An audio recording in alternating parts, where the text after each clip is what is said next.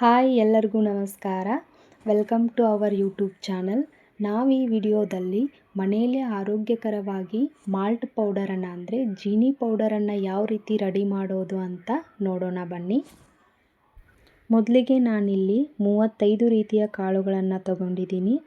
ಸಾಬುದಾನೆ ಆಗಿರ್ಬೋದು, ಕಡಲೆಬೇಳೆ ಆಗಿರ್ಬೋದು, ನವಣೆ, ವಾಟರ್ ಮೆಲನ್, ಪಂಪ್ಕಿನ್ ಸೀಡ್ಸ್, ಹುರುಳಿ, ಪುಟಾಣಿ, ಉದ್ದು, ಅವರೆ, ಮಡಿಕೆ, ರಾಜಮಾ, ಹೆಸರುಕಾಳು, ಶೇಂಗಾಕಾಳು, ಅಗಸೆ ಬೀಜ, ಕೆಂಪು ಬೇಳೆ ಹೀಗೆ 35 ರೀತಿಯ ಕಾಳುಗಳನ್ನು ತೆಗೆದುಕೊಂಡಿದ್ದೇನೆ.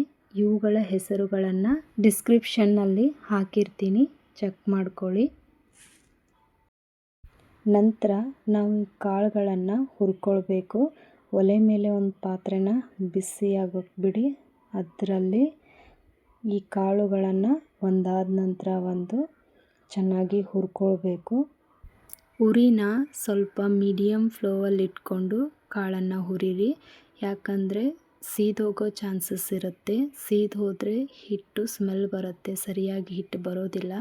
ಅದಕ್ಕೋಸ್ಕರ ನೀಟಾಗಿ ಮೀಡಿಯಮ್ ಫ್ಲೋವಲ್ಲಿ ಚೆನ್ನಾಗಿ ಹುರ್ಕೊಳ್ಳಿ.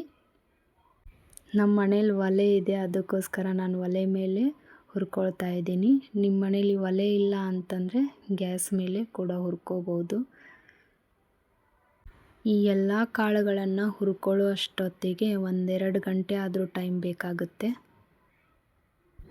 ಆದರೂ ಪರವಾಗಿಲ್ಲ, ಈ ಹಿಟ್ಟನ್ನು ಹೊರಗಡೆ ತರೋದಕ್ಕಿಂತ ಮನೇಲಿ ಮಾಡ್ಕೊಳ್ಳೋದು ಭಾಳ ಒಳ್ಳೆಯದು. ರಾಗಿನ ನಾವು ಹುರಿದೇ ಹಾಗೇ ಹಾಕಲೂಬಹುದು. ನಾನಿಲ್ಲಿ ಹುರಿತಾ ಇದ್ದೀನಿ. ನೋಡಿ, ಇಲ್ಲಿ ಫೈನಲ್ ಆಗಿ ಎಲ್ಲ ಕಾಳುಗಳನ್ನು ಹುರಿದಾದ ನಂತರ ಈ ರೀತಿ ಕಾಣುತ್ತೆ. ಇವುಗಳನ್ನು ಪೂರ್ತಿ ಕೆಂಪಾಗೋ ಥರ ಹುರಿಬೇಕು ಅಂತೇನಿಲ್ಲ, ಸ್ವಲ್ಪ ಮೀಡಿಯಮ್ಮಾಗಿ ಹುರ್ಕೊಂಡ್ರೂ ನಡೆಯುತ್ತೆ. ನೋಡಿ, ಇಷ್ಟಾದರೆ ಸಾಕು. ಇನ್ನು ನೆಕ್ಸ್ಟು ಇದನ್ನು ಮಿಲ್ಗೆ ಹೋಗಿ ಹಾಕಿಸ್ಕೊಂಡು ಬರಬೇಕು. ಹಿಟ್ಟನ್ನು ಸ್ವಲ್ಪ ಪೂರ್ತಿಯಾಗಿ ಮೃದುವಾಗಿ ಹಾಕಿಸಿ. ನಾವಿದನ್ನು ಮನೆಯಲ್ಲೇ ಮಿಕ್ಸಿ ಮಾಡ್ಕೋಬಹುದು, ಆದರೆ ಮಿಲ್ಲೊಳಗೆ ಹಾಕಿಸಿದಷ್ಟು ಕರೆಕ್ಟಾಗಿ ಬರೋದಿಲ್ಲ. ಸೊ ಅದಕ್ಕೋಸ್ಕರ ಮಿಲ್ಲಲ್ಲಿ ಹಾಕಿಸೋದು ತುಂಬ ಒಳ್ಳೆಯದು.